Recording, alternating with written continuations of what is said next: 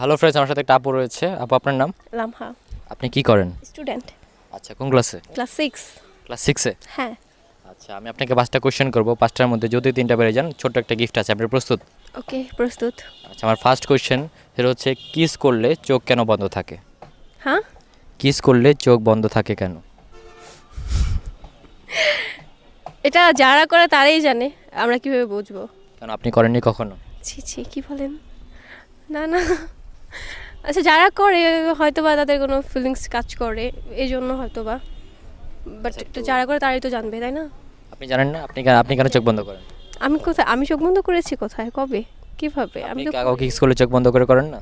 আমি তো কিসই করিনি কাউকে। লাইফে এখনো কাউকে কিস করেননি? না না। আচ্ছা, ঠিক আছে। কোয়েশ্চেনটা অ্যাভয়েড করলাম। একটার মধ্যে আপনি একটাও পারলেন না, কেন পারবো কারণ না? আপনি সঠিক উত্তর দিতে পারেননি। সঠিক উত্তরে কি আছে এটা তারা জানে একমাত্র, কারণ তারা করতেছে, তারা কেন চোখ অফ করতেছে। আচ্ছা, অনেকে তো চাইলে